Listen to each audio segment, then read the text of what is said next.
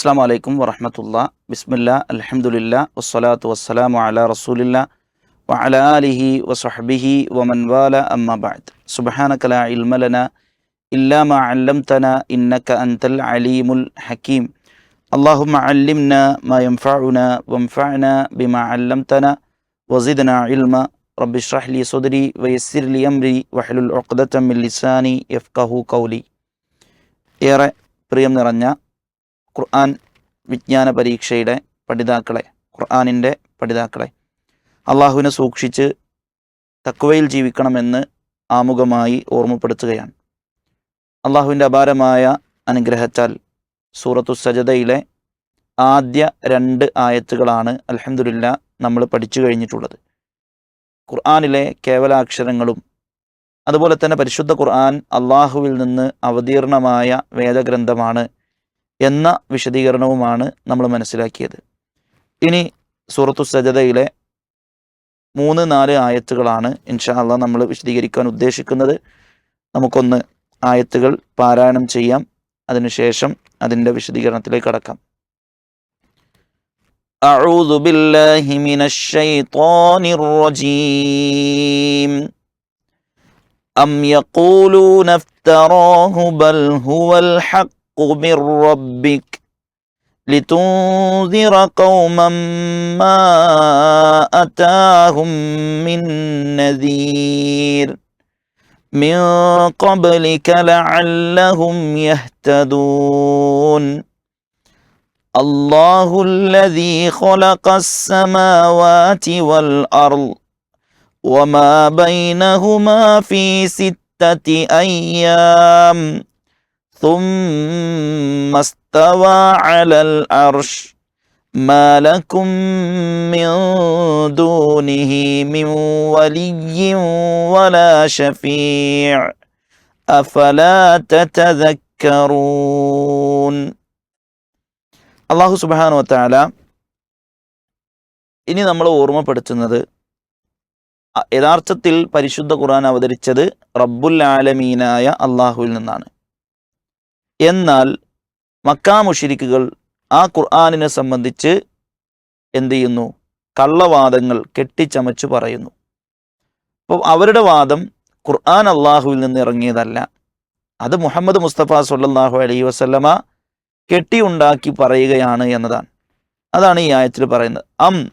അല്ല, അതല്ല, യഖൂലൂൻ അവർ പറയുന്നുവോ, യഖൂലൂന അതല്ല അവർ പറയുകയാണോ, അല്ലേ?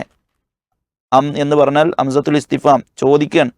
ആ ചോദ്യം കേവലം ഒരു ചോദ്യമല്ല. വിശുദ്ധ ഖുർആനിൽ ചോദ്യം പല കോലത്തിലുണ്ട്. ഒരു 20 ചില രൂപത്തിൽ ചോദ്യങ്ങൾ ഖുർആനിലുണ്ട് എന്നാണ്. അതിൽ ചില ചോദ്യങ്ങൾ ചിലപ്പോൾ അവരെ നിഷേധിക്കാനാവും, അവരുടെ കാര്യത്തെ തള്ളിക്കളയാനാണ്, എന്നുവെച്ചാൽ ഇൻകാറിന് വേണ്ടിയിട്ടാണ്. അതൊരിക്കലും ഇവർ പറയുന്ന പോലെയല്ല, അവരതിനെക്കുറിച്ച് കെട്ടിയുണ്ടാക്കിയതാണ് എന്ന് പറയുന്നു. പക്ഷെ അത് അങ്ങനെയല്ല, അതിനാണ് ആ ചോദ്യം. അതേപോലെ തന്നെ അംഗീകരിപ്പിക്കാനാണ്, അല്ലേ? അലൈസല്ലാഹു ബികാഫിൻ അബ്ദ എന്ന് ഖുർആനിൽ പറയുന്നില്ലേ? അടിമക്ക് അള്ളാഹു പോരെ എന്ന് ചോദിക്കുന്നത് എന്തിനാ? അത് മതി എന്ന് അറിയിക്കാനാണ്. അതല്ലാതെ അത് ചോദ്യമായിട്ട് അങ്ങനെ പോരെ എന്നൊരു ഒരു ഇഖ്ബാറിന് വേണ്ടിയിട്ടുള്ളതല്ല, മറിച്ച് നമ്മളെ അത് മതി, അല്ലേ, അംഗീകരിപ്പിക്കുകയാണ്. അത് മതിയായതല്ലേ എന്ന് നമ്മളെ പഠിപ്പിക്കുകയാണ്. അതേപോലെ ഇവിടെ യഖൂലൂന അവർ പറയുന്നു. എന്ത് പറയുന്നു? ഇഫ്തറാഹു. ഇഫ്തറ എന്ന് പറഞ്ഞാൽ ഇഖ്തലഖ എന്നർത്ഥം.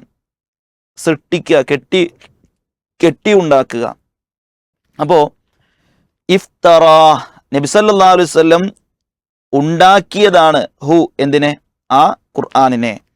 അപ്പോൾ ഖുർആനിനെ നബി എഴുതി ഉണ്ടാക്കിയതാണ്, നബി വെറുതെ ഓതുകയാണ് എന്നവർ പറയുകയാണോ? ബൽ, എന്നാൽ ഹുവൽ ഹക്ക്, ഖുർആൻ എന്താണ്? അത് ഹക്കാണ്, സത്യമാണ്, യാഥാർത്ഥ്യമാണ്. മിർ റബ്ബിക്, അത് ആരിൽ നിന്നുള്ളതാണ്? നിന്റെ റബ്ബിൽ നിന്നുള്ളതാണ്. നബി സല്ലല്ലാഹു അലൈഹി വസല്ലമയോട് പറയാണ്, നിന്റെ രക്ഷിതാവിൽ നിന്ന്, മിർ റബ്ബിക, നിന്റെ രക്ഷിതാവിൽ നിന്നുള്ളതാണ് എന്ത്? ഖുർആൻ. എന്തിനാണ് ഇനി ഖുർആൻ ഇറങ്ങിയിട്ടുള്ളത്? ലിതുൻദിറ. അൻദറ എന്ന് പറഞ്ഞാൽ താക്കീത് ചെയ്യാന്നുള്ളതാണ്. നദീർ, അല്ലേ? നബിയെ കുറിച്ച് പറഞ്ഞാണല്ലോ, നദീറൻ ബഷീറ, താക്കീത് നൽകുന്നവനായി, സന്തോഷ വാർത്ത അറിയിക്കുന്നവനായി. അപ്പോൾ നദീർ എന്ന് പറഞ്ഞാൽ മുന്നറിയിപ്പ് നൽകുക എന്നൊരർത്ഥമുണ്ട്. അപ്പോൾ ഇവിടെ എന്താണ്? തുന്തിറ, താക്കീത് നൽകാൻ. തുന്തിറ, താക്കീത് നൽകുവാൻ വേണ്ടി. ആർക്ക് താക്കീത് നൽകാൻ വേണ്ടി? കൗമൻ, ഒരു സമൂഹത്തിന്. ഏതാണ് ആ സമൂഹം? മാ അതാഹും, അവരിലേക്ക് വന്നിട്ടില്ല, മിൻ നദീരിൻ, ഒരു താക്കീതുകാരും വന്നിട്ടില്ല. താക്കീതുകാർ വന്നിട്ടില്ലാത്ത ഒരു സമൂഹത്തിന് താക്കീത് നൽകാനാണ് ഈ ഖുർആനെ അള്ളാഹു കൊടുത്തിട്ടുള്ളത്. മുഹമ്മദ് മുസ്തഫ സല്ലല്ലാഹു അലൈഹി വസല്ലമക്ക് വിശുദ്ധ ഖുർആൻ അവതരിപ്പിച്ചത് എന്തിനു വേണ്ടിയാണ്? താക്കീതുകാർ തീരെ എത്തിയിട്ടില്ലാത്ത ഒരു തലമുറക്ക്, ഒരു സമൂഹത്തിന് താക്കീത് നൽകുവാൻ വേണ്ടിയിട്ടാണ് പറഞ്ഞയച്ചത്. മിൻ ഖബ്ലിക, നബിയെ നിനക്ക് മുമ്പ്, അല്ലെ, നിനക്ക് മുമ്പ് താക്കീതുകാർ വന്നിട്ടില്ല. അഥവാ പ്രവാചകൻ സല്ലല്ലാഹു അലൈഹി വസല്ലമക്ക് മുമ്പ് ആ ജനതയിൽ താക്കീതുകാർ വന്നിട്ടില്ല. അങ്ങനെയുള്ള ജനതക്ക് താക്കീത് കൊടുക്കാനാണ് എന്തല്ല കൊടുത്തത്? ഖുർആനെ അള്ളാഹു കൊടുത്തത്. ലഅല്ലഹും, അവരായേക്കാം, യഹ്തദൂൻ, സന്മാർഗം പ്രാപിച്ചേക്കാം, ഹിദായത്തിൽ എത്തിയേക്കാം. ലഅല്ലഹും, അവർ ആകാൻ വേണ്ടി, അവരാകും, അല്ലെ, എന്താകും? യഹ്തദൂൻ. ഖുർആൻ മനസ്സിലാക്കിയ ഒരാൾക്ക് എവിടെ എത്താൻ കഴിയും? ഹിദായത്തിലെത്താൻ കഴിയും. വിശുദ്ധ ഖുർആനെ ഉൾക്കൊണ്ട ഒരാൾ സന്മാർഗത്തിലാണ്. ഖുർആനിന്റെ പേര് തന്നെ എന്താണ്? ഹുദൻ. ഇത് ഹുദയാണ്, നേർമാർഗമാണ്. ദാലിക്കൽ കിതാബു ലാ റൈബ ഫീഹി, വിശുദ്ധ ഖുർആനിൽ സംശയം വേണ്ട. ഹുദൻ, അതെന്താണ്? സന്മാർഗമാണ്. ഓക്കെ, അപ്പോൾ അതാണ് ഇവിടെ പറയുന്നത്. സൂറത്തു സജദയിലെ 3-ാമത്തെ ആയത്ത്. അം യഖൂലൂന, അവർ പറയുകയാണോ, ഇഫ്തറാഹു, നബി അത് കെട്ടിയുണ്ടാക്കിയതാണ്. ഏതിനെ കുറിച്ചാണ് ഈ പറയുന്നത്? ഖുർആനെ കുറിച്ച്. ഖുർആൻ നബി കെട്ടിയുണ്ടാക്കിയതാണ് എന്നവർ പറയാണോ? എന്നാൽ അങ്ങനെയല്ല കാര്യം. ഹുവൽ ഹഖ്, ഖുർആൻ സത്യമാണ്. മിർ റബ്ബിക്, അത് അള്ളാഹുവിൽ നിന്നുള്ളതാണ്, നിന്റെ രക്ഷിതാവിൽ നിന്ന് ഉള്ളതാണ്. ഖുർആൻ അവതരിപ്പിച്ചത് എന്തിനാണ്? ലിതുൻദിറ ഖൗമൻ, ഒരു സമൂഹത്തിന് താക്കീത് കൊടുക്കാൻ. ആ സമൂഹത്തിന്റെ പ്രത്യേകത മാ അതാഹും മിൻ നദീരിൻ മിൻ ഖബ്ലിക്, നബിയെ നിങ്ങൾക്ക് മുമ്പ് ഒരു താക്കീതുകാരും അവരിൽ വന്നിട്ടില്ല. അപ്പൊ താക്കീത് നൽകി, വിശുദ്ധ ഖുർആൻ കൊണ്ട് അവരെ മുന്നറിയിപ്പ് നൽകിയാൽ അവരാരാകും? ലഅല്ലഹും യഹ്തദൂൻ, അവർ ഹിദായത്തിൽ എത്തിച്ചേരും. അപ്പോൾ നബി സല്ലല്ലാഹു അലൈഹി വസല്ലമ കെട്ടി ഉണ്ടാക്കിയതാണ് എന്ന് ആരോപണം ഈ ഖുർആനെ കുറിച്ച് എന്നും പറഞ്ഞിട്ടുണ്ട്. വിശുദ്ധ ഖുർആൻ ഇറങ്ങുന്ന കാലത്ത് തന്നെ ഖുർആനിന്റെ വിമർശകർ ധാരാളമാണ്. ഖുർആനിന്റെ ആദ്യത്തെ ആയത്ത് പറഞ്ഞു കൊടുത്തപ്പോൾ തന്നെ അതിനെ വിമർശിച്ചവർ ധാരാളമുണ്ട്. അപ്പൊ ഖുർആൻ വിമർശകർ എക്കാലത്തുമുണ്ട്. പക്ഷേ വിമർശനങ്ങൾ അസ്ഥാനത്തായി, വിമർശനങ്ങൾ ചവറ്റുകൊട്ടയിലേക്ക് വീഴുകയും വിശുദ്ധ ഖുർആൻ ഉന്നതികളിലേക്ക് ഉയരുകയും ചെയ്യുന്നു. അത് ഇതിൻ്റെ ഒരു പ്രത്യേകതയാണ്. കാരണം ഈ കിതാബ് മനുഷ്യ സൃഷ്ടിപ്പ് അല്ല. ഇന്ന അൻസൽനാഹു, ഞാനാണ് അതിനെ ഇറക്കിയിട്ടുള്ളത്. വ ഇന്ന ലഹു ലഹാഫിദൂൻ, ഞാൻ തന്നെ എന്ത് ചെയ്യും? അതിനെ സംരക്ഷിക്കുന്നതാണ്. അല്ലാഹു സുബ്ഹാനഹു വ തആല പറഞ്ഞാണല്ലോ അത്. ഈ ദിക്റിനെ ഞാനാണ് ഇറക്കിയിട്ടുള്ളത്, അതുകൊണ്ട് തന്നെ ഞാനതിനെ സംരക്ഷിക്കും. വ ഇന്ന ലഹു ലഹാഫിദൂൻ, ഞാൻ അതിനെ സംരക്ഷിക്കും. അപ്പം അള്ളാഹിൻ്റെ പ്രത്യേകതയാണ് എന്ത്? അല്ലാഹു സുബ്ഹാനഹു വ തആല ഇറക്കിയതാണ് ഖുർആൻ, അത് അള്ളാഹ് തന്നെ എന്ത് ചെയ്യും? അതിനെ സംരക്ഷിക്കും. ഖുർആനെ കുറിച്ച് ഇവർ പറഞ്ഞിരുന്ന ചില ആരോപണങ്ങൾ, നബി സല്ലല്ലാഹു അലൈഹി വസല്ലമ ഒരു മജ്നൂനാണ്, ഒരു ഭ്രാന്തനാണ്. അപ്പോൾ ഭ്രാന്തൻ പറയുന്ന വാക്കുകളാണ് ഖുർആൻ എന്നാണ് മക്കാ മുശ്രിക്കിൽ ഒരു വിഭാഗം പറഞ്ഞു. മറ്റൊരു വിഭാഗം പറഞ്ഞു നബി ഒരു സാഹിറാണ്, ഒരു മാരണക്കാരനാണ്, അപ്പോൾ സിഹിർ പറയുകയാണ്. പ്രവാചകന് ഒരു പിശാജുണ്ട്, ആ പിശാജ് നബിക്ക് എന്തൊക്കെയോ പറഞ്ഞു കൊടുക്കുകയാണ്. പ്രവാചകൻ സല്ലല്ലാഹു അലൈഹി വസല്ലം ഒരു ഷാഇറാണ്, ഒരു കവിയാണ്, ആ കവിത ഓതുകയാണ്. നബി ഒരു ജ്യോത്സ്യനാണ്, ജ്യോത്സ്യന്റെ കഹാനത്തുകൾ, അങ്ങനെയുള്ള ചില വാക്കുകൾ അത് പറഞ്ഞുകൊണ്ടിരിക്കുകയാണെന്നാണ്. മാത്രമല്ല നബിയെക്കുറിച്ച് വീണ്ടും പറഞ്ഞു ഇത് അസാത്തിറുൽ അവ്വലിൻ, പുരാണ കഥകളാണ്, ഖുർആൻ പുരാണ കഥകളാണെന്നാണ്. ഇങ്ങനെ ഒരുപാട് ആരോപണങ്ങൾ എന്ത് ചെയ്തിട്ടുണ്ട്? വിശുദ്ധ ഖുർആനെ സംബന്ധിച്ച് മക്കാ മുശ്രിക്കുകൾ ആരോപിച്ചിട്ടുണ്ട്. ഇപ്പോൾ സൂറത്ത് ഫുർഖാനിലെ 4, 5, 6 ആയത്ത് അത് നമ്മൾ വായിച്ചു നോക്കൂ. അവിടെ എന്താ അല്ലാഹ് പറയുന്നത്? വഖാലല്ലദീന കഫറു ഇൻ ഹാദാ ഇല്ലാ ഇഫ്കുൻ ഇഫ്തറാഹ്. ഇത് കാഫറുകൾ പറയാണ്, ഈ ഖുർആൻ എന്ന് പറഞ്ഞാൽ അതെന്താണ്? അത് കെട്ടിച്ചമച്ചുണ്ടാക്കിയൊരു ഇതാണ്. ആനഹു അല ഈ കൗമുൻ ആഖറുൻ, നബിയെ വേറെ കുറെ ആളുകൾ അതിന് സഹായിച്ചിട്ടുണ്ട് എന്നാണ്. ഇങ്ങനെ കെട്ടിച്ചമച്ച് എഴുതി ഉണ്ടാക്കാൻ നബിനെ കുറെ ആളുകൾ സഹായിച്ചു. അതേപോലെ തന്നെ വഖാലു, അവർ പറയാണ് അസാതീറുൽ അവ്വലീൻ, ഖുർആൻ ഒരു പുരാണ കഥയാണ്. ഇക്തതബഹ ഫഹിയ തുംല അലൈഹി ബുക്രത്തൻ വാസീല. അതിങ്ങനെ എഴുതി വെക്കുന്നു, എന്നിട്ടത് രാവിലെയും വൈകുന്നേരവും നബി സല്ലല്ലാഹു അലൈഹി വസല്ലം ഇങ്ങനെ ഓതി കേൾപ്പിക്കപ്പെടുന്നു. നബിയോട് പറയാൻ വേണ്ടി പറയാണ്, കുൽ നബിയെ പറഞ്ഞു കൊടുക്കുക, അൻസലഹു ആ ഖുർആൻ അവതരിപ്പിച്ചതാരാ, അല്ലദീ യഅലമു സിർറ ഫിസ്സമാവാതി വൽ അർള് ആകാശഭൂമികളിലുള്ള മുഴുവൻ രഹസ്യങ്ങളും അറിയുന്നവനായ പടച്ച റബ്ബാണ് അതിനെ ഇറക്കിയിട്ടുള്ളത്. അതൊരു അസാത്തിറുൽ അവ്വലിനല്ല, പുരാണ കഥയല്ല, അതൊരു ഒരു സാഹിറിന്റെ വാക്കുകളല്ല, അതല്ലെങ്കിൽ നബി കെട്ടി ഉണ്ടാക്കി എഴുതി ഉണ്ടാക്കിയതല്ല. അത് അള്ളാഹുവിൽ നിന്നാണ്. അതാണ് തൻസീലു മിർ റബ്ബിൽ ആലമീൻ, ലോക സൃഷ്ടാവിൽ നിന്നാണ്. അല്ലേ, തൻസീലു മിർ റബ്ബിൽ ആലമീൻ, അള്ളാഹു സുബ്ഹാനഹു വ തആല അതാണ് നമ്മളെ പഠിപ്പിക്കുന്നത്. അതുകൊണ്ട് സുഹൃത്തുക്കളെ, വിശുദ്ധ ഖുർആൻ അതിൻ്റെ 1-ാം തീയതി അത് ഇറങ്ങിയ ആദ്യത്തിൽ തന്നെ എന്ത് ചെയ്തിട്ടുണ്ട്, അതിനെ വിമർശിക്കുന്നവരുണ്ടായിട്ടുണ്ട്. പക്ഷെ ഇന്നും ഖുർആൻ ഇല്ലേ? വിമർശകർ കാലം അവരെ മങ്ങിച്ചു കളഞ്ഞു എന്നല്ലാതെ ഖുർആൻ ഇപ്പോഴും തെളിമയോടുകൂടി നിലനിൽക്കുന്നുണ്ട്. അപ്പം അത് നമുക്കൊരു പാഠമാണ്. ഖുർആൻ എന്ത് ചെയ്യും? അതിജയിക്കും. എല്ലാ കാലത്തിൻ്റെ വിമർശകരെയും ഖുർആൻ അതിജയിച്ചിട്ടേ ഉള്ളൂ. അത് നമ്മുടെ ബലമല്ല, ഈ ഖുർആൻ അള്ളാഹുവിൽ നിന്നുള്ളതാണ് എന്നതിൻ്റെ ബലമാണ്. ഇനി ഇവിടെ അള്ളാഹു സുബ്ഹാനഹു വ തആല പറഞ്ഞ എന്താ? ഖുർആനെ ഇറക്കിയത് ഒരു സമൂഹത്തിന് താക്കീത് ചെയ്യാൻ. ഏതാണ് സമൂഹം? താക്കീതുകാർ വന്നിട്ടില്ലാത്തൊരു സമൂഹം. മാ അതാഹും മിൻ നദീരി മിൻ ഖബ്ലിക്. ഇബ്നു അബ്ബാസ് റളിയല്ലാഹു തആല അൻഹു ഇതിനെ വിശദീകരിച്ച് പറഞ്ഞ്, ദാലിക്കൽ ഫത്ര, അതൊരു ഫത്രത്തിന്റെ കാലമാണ്. എന്ന് വെച്ചാൽ ഈസാ നബി അലൈഹി സ്വലാത്തു വസ്സലാമയും മുഹമ്മദ് നബിയും, ഈസാ നബി കഴിഞ്ഞ് പിന്നീട് മുഹമ്മദ് നബി വരുന്നതിനിടയിലുള്ള കൗമ്, ആ സമൂഹത്തെയാണ് ഇവിടെ ഉദ്ദേശിക്കുന്നത് എന്ന് ഈസാ നബി അലൈഹി സ്വലാം പറയുന്നുണ്ട്. അതേപോലെ തന്നെ പണ്ഡിതന്മാർ പറഞ്ഞ ഒന്നാണ് അഹ്ലു മക്ക, മക്കക്കാരെയാണ് ഇവിടെ ഉദ്ദേശിക്കുന്നത്. അപ്പോൾ മക്കയിലേക്ക്, അറബികളിലേക്ക് പ്രവാചകന്മാരായി ഹൂദ് നബിയെ, ഷുഐബ് നബിയെ പോലെ, ഇബ്രാഹിം നബിയെ പോലെ, ഇസ്മായിൽ നബിയെ പോലെയുള്ള ആളുകൾ വന്നിട്ടുണ്ട്. പക്ഷേ അത് എത്രയോ കൊല്ലങ്ങൾക്ക്, എത്രയോ വർഷങ്ങൾക്ക് മുമ്പാണ്, ആയിരക്കണക്കിന് വർഷങ്ങൾക്ക് മുമ്പാണ് അറബികൾക്കൊരു പ്രവാചകൻ വന്നിട്ടുള്ളത്. പിന്നീട് വരുന്നത് ആരാണ്? ഇബ്രാഹിം നബി, ഇസ്മായിൽ നബിയൊക്കെ കഴിഞ്ഞ് പിന്നീട് വരുന്നത് മുഹമ്മദ് മുസ്തഫ സല്ലല്ലാഹു അലൈഹി വസല്ലമയാണ്. അപ്പോൾ മുഹമ്മദ് നബിക്ക് മുമ്പ് എത്രയോ വർഷങ്ങൾ കഴിഞ്ഞു പോയിട്ടുണ്ട് ഒരു പ്രവാചകൻ വന്നിട്ട്. അതുകൊണ്ടാണ് ഇവിടെ എന്ത് പറഞ്ഞത്? അവർക്ക് താക്കീതുകാർ വന്നിട്ടില്ല എന്ന് പറഞ്ഞത്. പക്ഷേ ഈ പ്രവാചകന്മാർ വരുന്നതിനിടയിലുള്ള ഗ്യാപ്പിൽ, ആ ഇടക്കാലത്ത് ജീവിച്ചവർക്ക്, അവർക്ക് തൗഹീദിന്റെ ആദർശം കൈമാറിപ്പോയിട്ടുണ്ട്. തൗഹീദ് അറിയാതെ ലോകത്ത് ആരും ഉണ്ടായിട്ടില്ല. അവർക്ക് തൗഹീദിന്റെ ആദർശം എന്ത് ചെയ്തിട്ടുണ്ട്? കൈമാറിപ്പോയിട്ടുണ്ട്. അതുകൊണ്ടാണ് മുഹമ്മദ് മുസ്തഫ സല്ലല്ലാഹു അലൈഹി വസല്ലമ നിയോഗിക്കുന്നതിൻ്റെ, പ്രവാചകനാകുന്നതിൻ്റെ തൊട്ട് മുന്നുള്ള കാലം, ആ കാലത്ത് എന്ത് ഉണ്ടായിട്ടുണ്ട്? തൗഹീദുള്ള ആളുകളുണ്ട്. ഹുനഫാഉകൾ എന്നാണ് അവരെ ചരിത്രം അറിയപ്പെട്ടത്. ഹുനഫാഉകൾ, നബി സല്ലല്ലാഹു, മഹാനായ ഇബ്രാഹിം നബിയുടെ ദീനിനെ അങ്ങനെ പിൻപറ്റി ജീവിച്ച ആളുകൾ ഹുനഫാഉകൾ. അങ്ങനെ കുറേ ആളുകൾ ചരിത്രത്തിലുണ്ട്. നബി സല്ലല്ലാഹു അലൈഹി വസല്ലമ പേരെടുത്ത് പറഞ്ഞ ആളുകളും ഒക്കെ ഉണ്ട്. അത് വിശാലമായൊരു പഠനമാണ്. ഏതായാലും സഹോദരങ്ങളെ, പ്രിയമുള്ളവരെ, ഇവിടെ നബി സല്ലല്ലാഹു അലൈഹി വസല്ലമയോട് അല്ലാഹു പറയാണ്, ഈ ഖുർആൻ ഇറക്കിയത് എന്തിനാണ്? ലിതുൻദിറ, താക്കീത് കൊടുക്കാനാണ്. മാ അതാഹും മിൻ നദീരി മിൻ ഖബ്ലിക്, നബിക്ക് മുമ്പ് ഒരു താക്കീതും കാരനും അവിടെ വന്നിട്ടില്ല. സൂറത്ത് ഖസസ് 46 ഇതേ ആശയം അള്ളാഹു പറയുന്നുണ്ട്. വമാ കുൻത ബിജാനിബിത്തൂർ ഇദ് നാദൈനാ വലാകിർ റഹ്മതൻ മിർ റബ്ബിക് ലിതുൻസിറ ഖൗമൻ മാ അതാഹും മിൻ നദീർ മിൻ ഖബ്ലിക ലഅല്ലഹും യതദക്കറൂൻ. അള്ളാഹു സുബ്ഹാനഹു വ തആല പറയാണ്, അന്ന് തൂർ പർവ്വതത്തിന്റെ ചാരത്ത് നിങ്ങൾ ഉണ്ടായിട്ടില്ല. എന്ന് വെച്ചാൽ മൂസാ നബിന്റെ ചരിത്രം അള്ളാഹു ഇങ്ങനെ മുഹമ്മദ് നബിക്ക് പറഞ്ഞു കൊടുത്തിട്ട് പറയാണ്, ആ തൂർ പർവ്വതത്തിന്റെ അരികിലൊന്നും നബി ഉണ്ടായിട്ടില്ല. പക്ഷെ ഇതൊക്കെ അള്ളാഹു എന്ത് ചെയ്യാണ്? മൂസാ നബിയുടെ ചരിത്രം വളരെ കൃത്യമായി അള്ളാഹു മുഹമ്മദ് നബിക്ക് പറഞ്ഞു കൊടുക്കാൻ. എന്നിട്ട് പറയാണ്, ഇതൊക്കെ എന്തിനാണ്? ഈ ഖുർആൻ മൊത്തം ഇറക്കിയത് എന്തിനാണ്?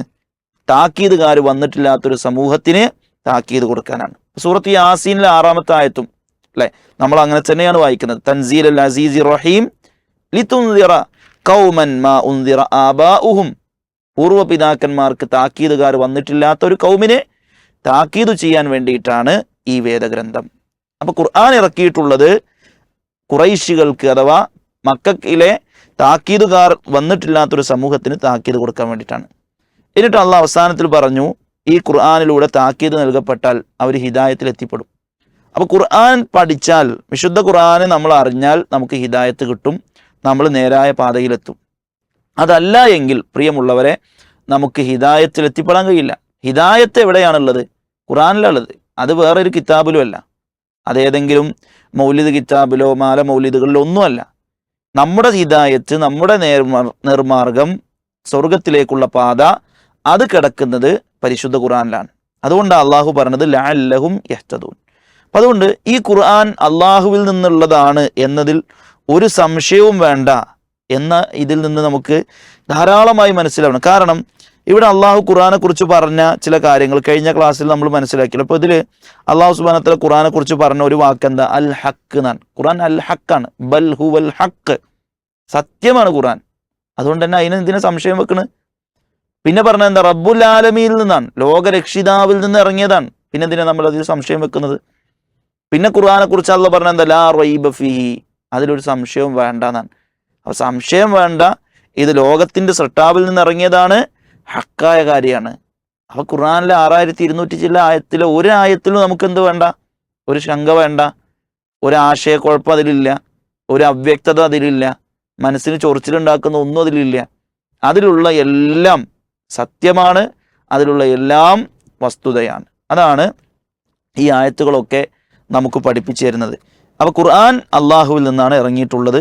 അതാണ് ഈ ആയത്തുകൾ നമുക്ക് മനസ്സിലാക്കി തരുന്നത്. ഇനി ആ അള്ളാഹുവിനെ കുറിച്ച് അള്ളാഹു നമുക്ക് പഠിപ്പിച്ചു തരാൻ 4-ാമത്തെ ആയത്ത്, സൂറത്തു സജ്ദയിലെ 4-ാമത്തെ ആയത്തിൽ അള്ളാഹു പറയാണ്, അല്ലാഹുല്ലദീ ഖലഖസ് സമാവാതി വൽ അർള്. അല്ലാഹ് ആരാണ്? ഖലഖ, അള്ളാഹു അവൻ ആരാകുന്നു? ഖലഖ, സൃഷ്ടിച്ചവനാകുന്നു. എന്തിനെ സൃഷ്ടിച്ചവൻ? അസ്സമാവാത്ത്, ആകാശങ്ങളെ, വൽ അർള്, ഭൂമിയെ, വമാ ബൈനഹുമാ, ആകാശത്തിൻ്റെയും ഭൂമിക്കും ഇടയിലുള്ളതിനെയും. എത്ര ദിവസം കൊണ്ട്? ഫീ സിത്തത്തി അയ്യാം, 6 ദിവസം കൊണ്ട്. അപ്പോൾ 6 ദിവസങ്ങൾ കൊണ്ടാണ് അള്ളാഹു എന്ത് ചെയ്തിട്ടുള്ളത്? പ്രപഞ്ചത്തെ മുഴുവൻ സൃഷ്ടിച്ചിട്ടുള്ളത് എന്നാണ്. സുമ്മ, പിന്നീട് ഇസ്തവ അലൽ അർഷ്. ഇസ്തവ അല എന്ന് പറഞ്ഞാൽ ഉപവിഷ്ടനായി എന്നാണ്, ആരോഹിതനായി അല്ലെ, അഥവാ ഇരുന്നു. അർഷിന്മേൽ അള്ളാഹു അതിന്മേലിരുന്നു, അർഷിന്മേൽ ഉപവിഷ്ടനായി. മാലക്കും, നിങ്ങൾക്കില്ല, മിന്ദൂനിഹി, അവന് പുറമെ അഥവാ അള്ളാഹുവിന് പുറമെ, മിംവലി, ഒരു സഹായി, ഒരു സഹായിയും നിങ്ങൾക്കില്ല. വലാ ഷഫീഅ്, ഒരു ശുപാർശകനും നിങ്ങൾക്കില്ല. അഫലാ തതദക്കറൂൻ, അഫലാ തതദക്കറൂൻ, നിങ്ങൾക്ക് ഉറ്റാലോചിച്ചുകൂടെ, ചിന്തിച്ചുകൂടെ എന്നാണ്. അപ്പോൾ സൂറത്തു സജ്ദയിലെ 4-ാമത്തെ ആയത്താണ് ഞാനിപ്പോൾ വായിച്ചത്. എന്താണ് പറയുന്നത്? അള്ളാഹു, ഖുർആൻ ഇറക്കിയ അള്ളാഹ് ആരാണ്? അല്ലദീ, അവൻ എങ്ങനെയുള്ളവനാകുന്നു? ഖലഖ, അവൻ സൃഷ്ടിച്ചിട്ടുണ്ട്. അസ്സമാവാതി വൽ അർള്, ആകാശ ഭൂമികളെ സൃഷ്ടിച്ചു. എത്ര ദിവസം കൊണ്ട്? വമാ ബൈനഹുമാ, അതിനിടയിലുള്ളതിനെയും സൃഷ്ടിച്ചു. ഫീ സിത്തത്തി അയ്യാം, 6 ദിവസങ്ങൾ കൊണ്ട്. സുമ്മ, പിന്നീട് ഇസ്തവ അലൽ അർഷ്, അർഷിൽ അല്ലാഹു ആരോഹിതനായി. മാലക്കും മിൻ ദൂനിഹി മിൻ വലിയ്യിൻ വലാ ഷഫീഅ്, അള്ളാഹ്ക്ക് പുറമെ ഒരു ഷഫിയും വേണ്ട, ഒരു വലിയും വേണ്ട. അള്ളയാണ് നമ്മളെ മൗല, അള്ളാഹുവാണ് നമ്മുടെ സഹായി, അള്ളാഹുവാണ് നമ്മുടെ ഷഫീഅ്. അഫലാ തതദക്കറൂൻ, നിങ്ങൾ കുറ്റാലോചിച്ചുകൂടെ എന്നാണ്. ഇവിടെ കുറേ വിഷയങ്ങൾ, ഒരുപാട് ചർച്ചകൾ ഇതിൻ്റെ വിശദീകരണത്തിൽ പണ്ഡിതന്മാർ പറയുന്നുണ്ട്. അതെല്ലാം നമ്മുടെ ഈ ഒരു സമയപരിമിതിയിൽ വിശദീകരിക്കുക എന്നത് സാധ്യമല്ല.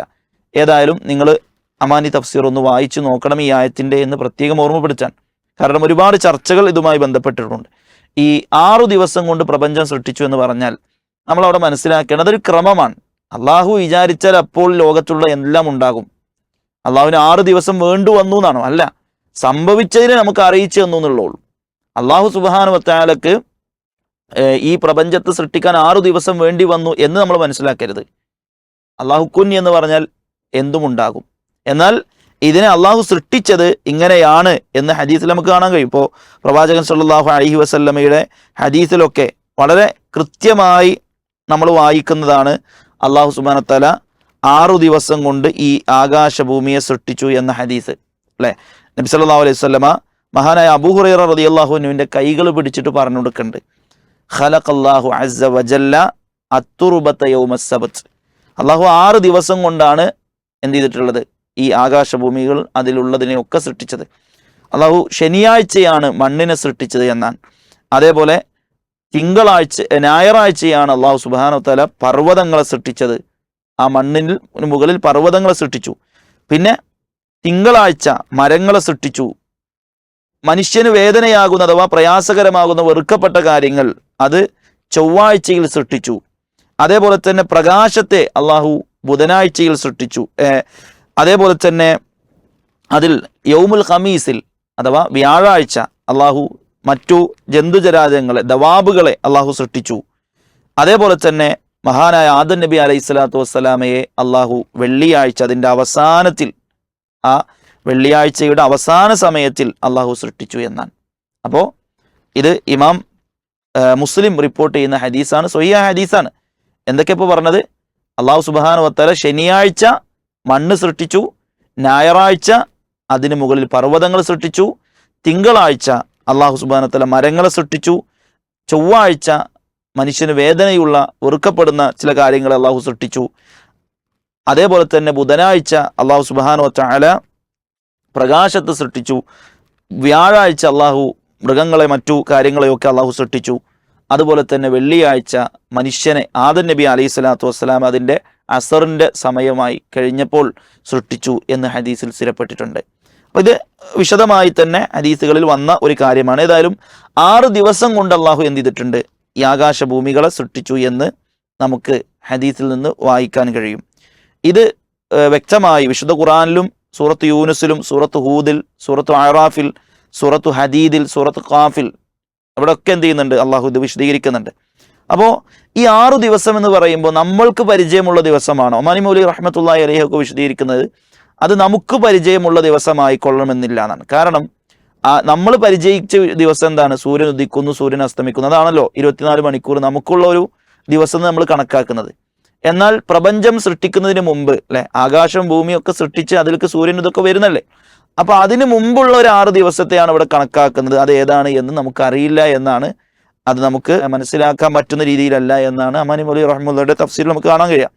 ഇതൊന്നുകൂടെ അമാനി മൗലവി റഹ്മത്തുള്ളാഹി അലൈഹി അംബിയാ സൂറത്തിന്റെ 30-ാമത്തെ ആയത്തിൽ വിശദമായി പറയുന്നുണ്ട്. അവിടെ നമുക്കൊന്ന് വായിച്ചാൽ, അതല്ലെങ്കിൽ നമ്മൾ കഴിഞ്ഞ QVPകളിൽ അംബിയാ സൂറത്തൊക്കെ പഠിപ്പിച്ചിട്ടുണ്ട്. അവിടെ നമ്മളൊന്ന് കേട്ടാൽ ഒന്നുകൂടെ നമുക്ക് ഉപകരിക്കും. അതേപോലെ തന്നെ അള്ളാഹു പറഞ്ഞ മറ്റൊരു കാര്യമാണ് ഇവിടെ അർഷിൽ ഉപവിഷ്ടനായി. എന്താണ് സഹോദരങ്ങളെ അർഷ്? അല്ലെ, ലോകത്തെ ഏറ്റവും വലിയ സൃഷ്ടി അർഷാണ്. അള്ളാഹുവിലേക്ക് ഏറ്റവും അടുത്തുള്ള സൃഷ്ടിയും അർഷാണ്. അൽ അർഷിൽ അലീം, അൽ അർഷുൽ മജീദ്, അല്ലെ, മഹോന്നതമായ മഹത്തരമായ അർഷ്. അർഷ് ഏറ്റവും മഹത്തായ ഒരു സൃഷ്ടിയാണ്. അത് അള്ളാഹുവിൻ്റെ സൃഷ്ടിയാണ്. ആ സൃഷ്ടിക്ക് താഴെയാണ് എല്ലാ സൃഷ്ടികളും, മഖ്ലൂക്കാത്തുകൾ മുഴുവൻ അതിന് താഴെയാണ്. അപ്പോൾ സൃഷ്ടികളിൽ വെച്ച് ഏറ്റവും അള്ളാഹിനോട് അടുത്തിരിക്കുന്നത് ഏത് സൃഷ്ടിയാണ്? അള്ളാഹിൻ്റെ അർഷാണ്. അല്ലേ, നമുക്കറിയാം ഹദീസുകളിൽ ധാരാളമായി വന്ന കാര്യമാണ്. അർഷിനെ ചുമക്കുന്ന മലക്കുകളുണ്ട്, 8 കൂട്ടം മലക്കുകളുണ്ട് എന്ന് ഖുർആനിൽ സ്ഥിരപ്പെട്ടിട്ടുണ്ട്. ആ മലക്കുകളെ സംബന്ധിച്ച് വിശുദ്ധ ഖുർആൻ ധാരാളമായി അതിൻ്റെ വിശദീകരണങ്ങളൊന്നും നമുക്ക് അധികമില്ല.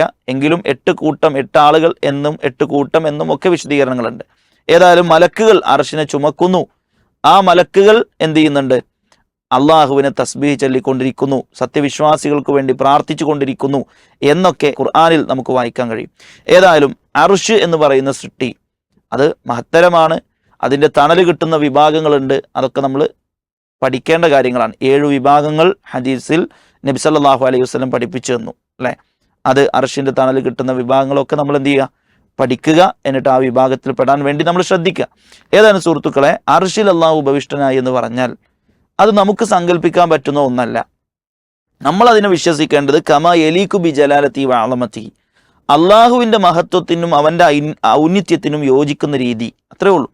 നമ്മൾ ഒരിക്കലും എന്ത് ചെയ്യണ്ട? അതിൻ്റെ രൂപം പറയണ്ട, അള്ളാഹ് എങ്ങനെ ഇരുന്നു എന്ന് പറയണ്ട, അള്ളാഹു സുബ്ഹാനഹു വ തആല ഇരിക്കുന്നതിൻ്റെ വിശേഷണം നമ്മൾ പറയണ്ട, അതിനെ ഉപമിക്കണ്ട, ഇന്ന ആൾ ഇരിക്കണ പോലെയാണ് അള്ളാഹ് ഇരിക്കുന്നത് എന്ന് പറയണ്ട. അതേപോലെ തന്നെ അതിനെ നിഷേധിക്കാനും പോകണ്ട. അള്ളാഹു ഇസ്തിവായ് ചെയ്തു, അള്ളാഹ് അവിടെ ഉപവിഷ്ടനായി ആരോഹിതനായി എന്ന് പറഞ്ഞത് അങ്ങനെ തന്നെയാണ് നമ്മൾ മനസ്സിലാക്കേണ്ടത്. അതല്ലാതെ ചില ആളുകൾ അതിനെ ദുർവ്യാഖ്യാനിച്ചു. ചിലർ പറഞ്ഞു അർഷിൻ്റെ ഉടമസ്ഥാവകാശം അള്ളാഹ് നേടിയെന്നാണ്. അങ്ങനെ അതിനെ ദുർവ്യാഖ്യാനിച്ചവരൊക്കെ ഉണ്ട്. അപ്പോൾ നമുക്ക് അതിൽ മനസ്സിലാക്കാനുള്ള ഇസ്തവ അലൽ അർഷ് എന്ന് പറഞ്ഞാൽ അള്ളാഹു അർഷിന് മുയ്തയായി എന്നത് തന്നെയാണ്. അത് നമ്മുടെ ബുദ്ധി കൊണ്ട് എന്ത് ചെയ്യണ്ട? നമ്മളതിനെ ചിന്തിച്ച് അതിൻ്റെ ഉപമ പറയാൻ പോകണ്ട, അതിൻ്റെ രൂപം പറയാൻ പോകണ്ട, അതിനെ നിഷേധിക്കാനും പോകണ്ട. അള്ളാഹിൻ്റെ സിഫാത്തുകളുമായി ബന്ധപ്പെട്ട് നമുക്ക് വേണ്ട വിശ്വാസം അത് അള്ളാഹുവിന് യോജിക്കുന്ന രീതിയിൽ പ്രമാണത്തിൽ എങ്ങനെ സ്ഥിരപ്പെട്ടോ അങ്ങനെ ഞാൻ അംഗീകരിക്കുന്നു. നുക്മിനു, ഞാൻ വിശ്വസിക്കും. എങ്ങനെയാണ് ഖുർആനിൽ വന്നത് അങ്ങനെ ഞാൻ വിശ്വസിക്കും. അതാണ് അഹ്ലു സുന്നയുടെ നിലപാട്. ഏതായാലും സുഹൃത്തുക്കളെ, ഇവിടെ അർഷ് ഇസ്തവ എന്നാണ് നമുക്ക് പഠിപ്പിച്ചത്. അതുകൊണ്ട് തന്നെ ആ അർഷിൽ ഇസ്തിവ ആയ അള്ളാഹ് മതി നമുക്ക്, വേറൊരാളിലേക്ക് നമ്മൾ പോകണ്ട. മാലക്കും മിൻ വലി, ഇതിൻ്റെ ഒക്കെ ഉടമസ്ഥാവകാശം അള്ളാഹുവിനാണ്. അതുകൊണ്ട് ആ റബ്ബിന് മതി എന്നുള്ളതാണ് നമ്മൾ തീരുമാനിക്കേണ്ടത്. റബ്ബല്ലാത്ത ഒരു സൃഷ്ടിയിലേക്കും നമ്മുടെ പ്രാർത്ഥന ചെല്ലണ്ട നമുക്ക് വലിയായി, സഹായിയായി, നമുക്ക് ഷഫീആയി, ശുപാർശനായി അള്ളാഹുവാണുള്ളത്. അഫലാ തതദക്കറൂൻ, എന്തേ നിങ്ങൾ ചിന്തിക്കാത്തത്, ഉറ്റാലോചിക്കാത്തത് എന്നുള്ളതാണ്. അപ്പോൾ ഇത് കൃത്യമായി നമ്മൾ മനസ്സിലാക്കുക. ഇൻഷാ അള്ളാ 2 ആയത്തുകളാണ് നമ്മൾ ഇന്ന് ക്ലാസ്സിൽ വിശദീകരിച്ചിട്ടുള്ളത്. ഇൻഷാ അള്ളാ അടുത്ത ആയത്തുകൾ നമുക്ക് അടുത്തൊരു ക്ലാസ്സിൽ വിശദീകരിക്കാം. അള്ളാഹു നമുക്കെല്ലാവർക്കും ഏറ്റവും നല്ല രീതിയിൽ അള്ളാഹുവിൻ്റെ ഖുർആനെ പഠിച്ച് മനസ്സിലാക്കാൻ നല്ല തൗഫീഖ് നൽകി അനുഗ്രഹിക്കട്ടെ. വആഖിറു ദഅവാന അനിൽ ഹംദുലില്ലാഹി റബ്ബിൽ ആലമീൻ. അസ്സലാമു അലൈക്കും വറഹ്മത്തുള്ളാഹി വബറകാതുഹു.